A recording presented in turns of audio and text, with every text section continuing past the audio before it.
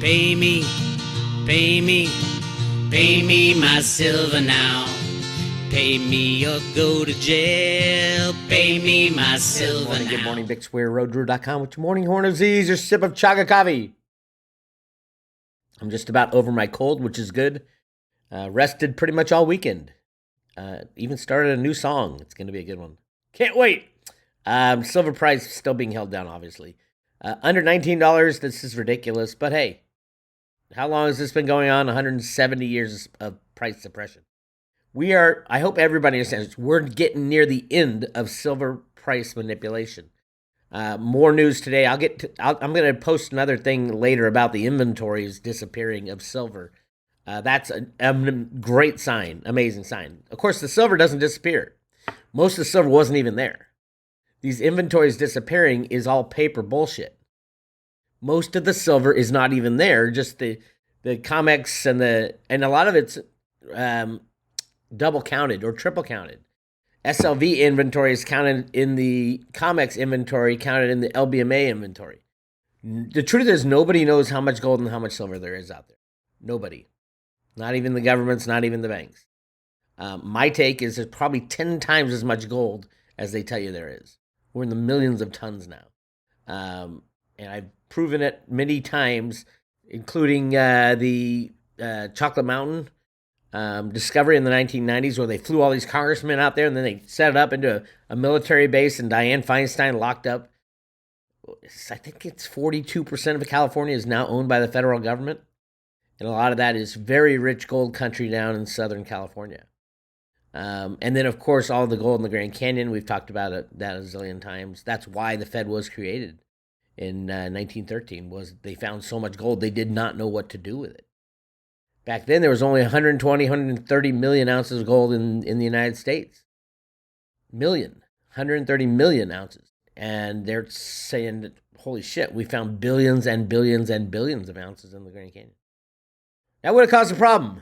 And that's the reason the Fed was created. G. Edward Griffith got everything right except the motivation. And that's clearly the motivation. That's why Woodrow Wilson, who was very anti-bank, ended up signing the Federal Reserve Act. Because he knew there was even a bigger problem lying out there with... We were on a gold standard back then. Gold and silver, but mainly gold.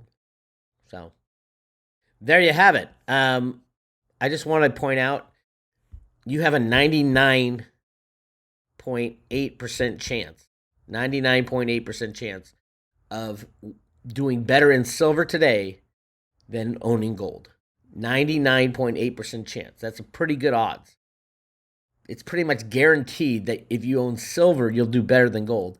And I'm just looking over the past, 50 years or so.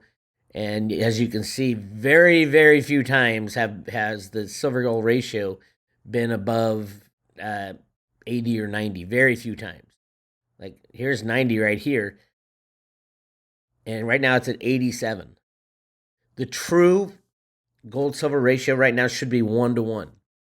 There's 6 billion ounces above ground of silver, 6 billion ounces above ground of gold.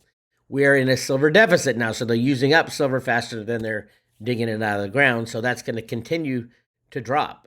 And gold just piles on top of itself. So we're going to pretty soon be in 1-to-2 ratio, where there's 1 ounce of silver for every 2 ounces of gold above ground. Now, you might wonder, well, Bix, that the gold-silver ratio is at 87.4. Yeah, it's fake. It's just another reason and sign, besides everything else we've shown, that the silver price is fake and the gold price is fake. They're both fake. So if you own gold right now, I mean, it's just screaming, swap it into silver. Swap it into silver. No, you're not going to get 87 ounces for it because, like I said, this price is rigged. The silver price especially. I don't know how many you'll get. Andy Scheckman does that swap. If you want to contact him, send him an email, info@milesfranklin.com. And he doesn't charge for buying the gold, doesn't charge a premium on buying the gold, but he does charge for silver because he's got to make money, like everybody. Or you can go to your local coin shop and see how many ounces of silver they'll give you for your gold. But you have a 99.8% chance of doing better if you have silver in your hands right now. Historically, over the past 50 years. Let me say it again, 99.8% chance. The odds don't get any better. If you have any gold, especially if you love gold. If you love gold, love your gold, why not swap it for silver now, and then when the ratio comes back to true value, which is probably at a minimum 10 to 1, probably closer to 1 to 1. How many ounces? You can get 80 more ounces of gold than you have right now for doing nothing, just making that swap. 80 more ounces of gold. And if you love gold, you'd love 80 more ounces for every ounce that you have. If you have 100 ounces of gold, that's what? You'll end up with 8,000. No. Yeah, 8,000. So 100 ounces of gold to 8,000 ounces of gold. This is a no-brainer, my friends. And all you got to do is swap your gold for silver now, wait until we have a fair market valuation of silver and gold, and then especially if they find out that there's massively extra gold out there. So your 8,000 probably will be 10 times as much because there's 10 times as much gold out there. So that's 80,000 ounces of gold for 100 ounces of gold today. 80,000 for 100. That's a big change. That's a big change. So if you own gold, I mean, how many times do I have to scream it? 99.8% chance you'll do better. And oh, by the way, you'll end up with massive amounts. I would say 99.9% chance you're going to do massively better. Massively. Orders of magnitude better by holding silver rather than gold. Anyway, enough said. I had a great discussion with Dick Allgaier about their new remote viewing. They did silver. If you're a crypto viewing fan on Patreon, go to crypto viewing and watch the whole thing. Dick Allgaier and I sat down and chatted about it as it relates to the Road to Ruta. So if you're a Road to Ruta private road member, go check it out. If you're not on the private road yet, go to roadtoruta.com and subscribe today. We are currently, at the moment, giving out the Road to Ruta coin, the coolest silver coin ever for every subscription. All right, moving on. So check out that interview. We talk a lot about the Mint, the U.S. Mint. Dick had no idea that the U.S. Mint was working their way to creating a system of gold and silver used as money. And the notch on the bottom of the new gold and silver eagles, what is it for? He didn't even know there was a notch. He doesn't follow silver and gold all that much. He loves it, but he doesn't follow it all that much. Yes, there's a notch on the bottom of the new silver eagles and the new gold eagles for identifiers. They're going to put identifiers in there so that you can hold your coin in a bank, and it will have your identification number on there. So you can, how easy would it be to put on a wallet? But there's a problem with that, and I'll get to 1 second. There is a huge problem with CBDCs and the digital future and all that. There's a huge problem. The bankers haven't even thought about it. I haven't even heard anybody discuss it. But I've except for myself, but I didn't really relate it to central banks too, but it's true for central banks. They won't be able to implement a CBDC without somebody's permission, and I'll get to that in a second. Anyway, yes, the U.S. Mint, 100% rigged to 850,000 ounces every month. That is completely illegal. Ventris Gibson, the head of the U.S. Mint, is defying every law known to man when it comes to silver eagles. You must, by law, create silver eagles in quantities to meet demand. She is not doing it. And look at the data, 850, 850, 850, 850. Are you telling me that each month the maximum demand, the exact demand to the coin is 850,000, Ventris Gibson? If it's not, then you are breaking the law. You are not producing silver eagles in quantity to meet demand. She should be tried for, I would say, treason. And whoever told her to do that, which would be Janet Yellen, they should be held accountable. The government is not above the law. So come next week, when this number is posted, it'll say 850. Bix, how could you guess how many silver eagles are demanded from the U.S. Mint each month? It's easy. Just look at the last 3 months. 850, 850, 850 here. Look at April, 850. Look we are exactly on track for 850. Who wants to bet? Raise your hand. I'll bet you that September comes in at 850. People aren't trying to buy 850,000 eagles. They're trying to buy tens of thousands, millions and millions of eagles. The U.S. Mint has capacity to create, at their top month, I went to their top few months, they can make about 5 or 6 million silver eagles a month, which is like 60 to 70 million silver eagles per year. They might have to work in December. Oh, darn. They usually don't work in December, which is the most ridiculous. I want to hear the justification why the whole mint doesn't have to work in December, which is crazy. I want December off. So, all right, we're on the track for 850. Ventress Gibson, please explain to the public why you sent out a letter saying that you've increased capacity for silver eagle manufacturing, greatly increased capacity. I have the letter with me. I'm a customer of the U.S. Mint. Crazy. All right, here's where we get to the CBDCs and putting a code on each gold and silver coin. It won't be able to be done without the approval of Mr. Reggie Middleton. Yes, crypto giant Coinbase facing $350 million lawsuit for allegedly infringing on technology patent. Reggie and gang over at Veritasium have filed suit. Good for you, Reggie. They should be suing the U.S. government, but yes, of course, Coinbase infringed on the patent of Reggie Middleton. Anybody who's read the patent, it's fairly obvious. Now, the patent was approved in December. The Japanese approved it a while before. So in the United States and in Japan, there will be no CBDCs. CBDCs is a violation of the patent as well, without Reggie's approval. And Reggie, I would venture to say Reggie's not real happy with government right now after what they did to him. So CBDCs will be illegal in Japan and the United States without the approval of Reggie Middleton. Gotta love that. Twist of fate, right?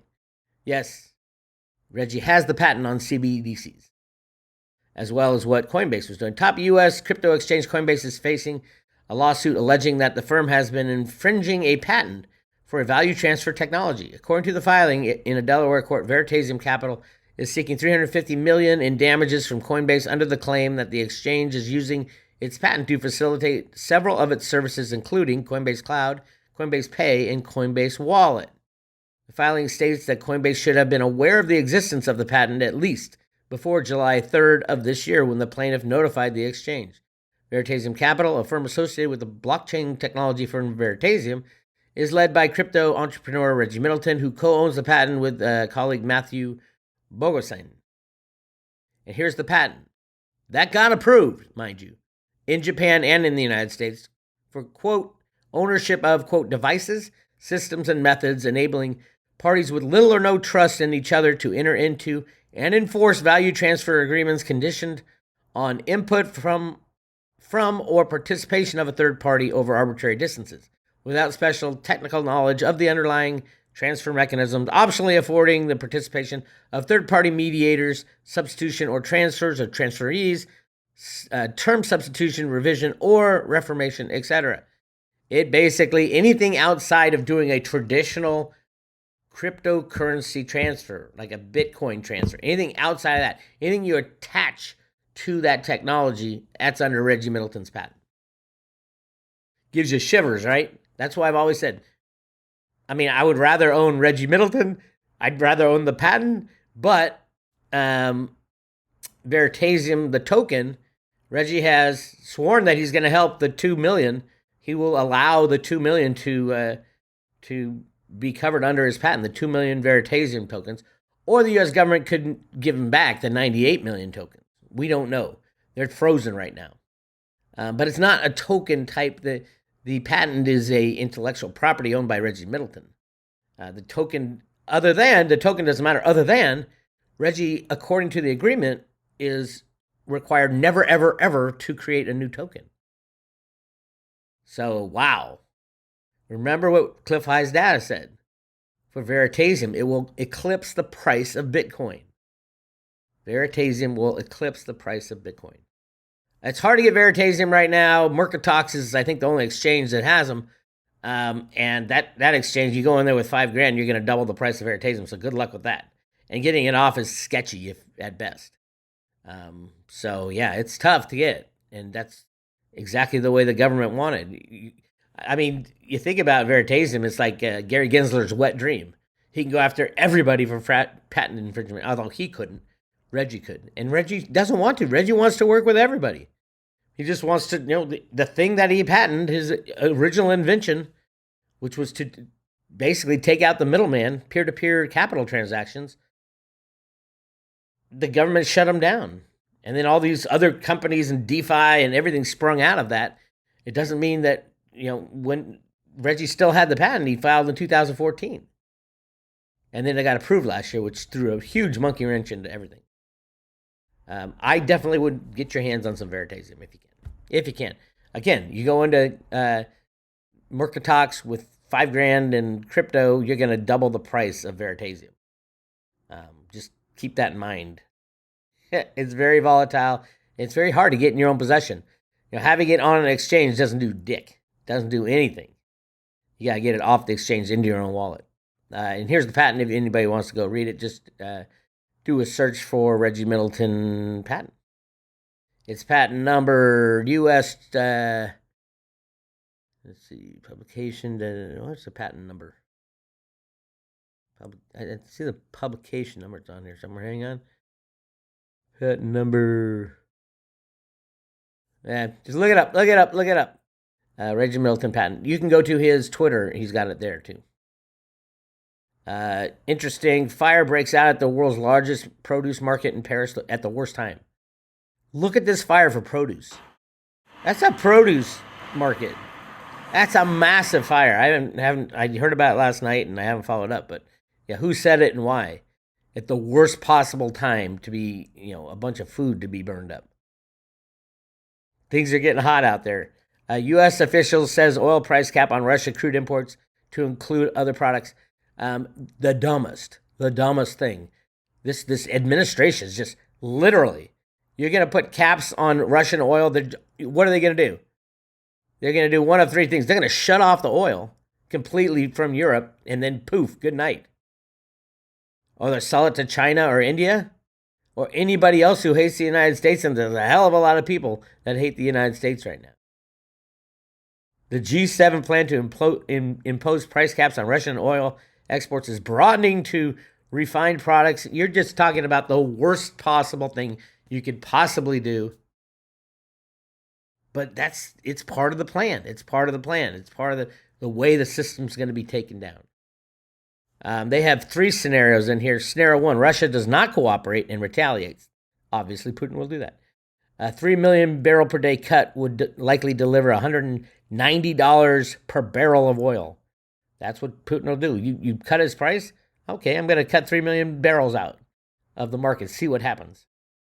Scenario two, China and India don't cooperate. The end of European insurance dominance. And number three, Russia fully reroutes exports from the west to the east, but loses pricing power. Price stabilizes in the low hundreds. All of them are above the price now. Price now is rigged. I don't know why they let the Biden cabal rig the prices of oil. It's the good guys helping Biden, but everything else is still going up. And now watch that flip on its head. Remember, the price of everything is determined by a click of a mouse. That's it. Price of oil didn't go down because Biden was draining the strategic oil reserves. Stupidly. Price of oil went down is because a mouse was clicked and boom, the price of oil goes down. It's got nothing to do with supply and demand. Unfortunately, the physical market is very different than the electronic trades, as the Saudi Arabian minister said. So I guess the U.S. and the EU, the G7 is going ahead with the caps on oil price. Russia, all I have to do is cut off oil to Europe and poof. When Europe goes, the rest of the world goes. Lindsey Williams used to say that. It'll be 2 weeks. And Europe is going as we speak, by the way. And then Ukraine territories to be absorbed into Russia by the end of the week, September 30th. What else is going on September 30th? Oh, yeah, it's the end of the U.S. fiscal year. The whole world is literally dancing on the pin of a needle. Any kind of wobble, boom, it's over. But that's where we are. That's where I knew we'd be. Those who followed the road to, we've all, even the psychics and the mediums and all that, are saying, holy shit, the end of this year is going to be chaotic. And there's no saving it. This isn't 2008. They're not going to bail out the banks and go for another 10 years. There is no saving it this time. The derivative market has got to go. And it is going. Anyway, I'm going to put out some more info later today. If you want to join the private road, get the latest and greatest. I'm talking to Jenny Moonstone again this week. Should be an exciting conversation. We'll be talking about silver and the reading that, or the remote viewing that the remote viewing, crypto viewing guys did over on Patreon. Patreon crypto viewing, go check that out. If you like silver, you're going to love that one. This is Bix Weir. I'll talk to you later.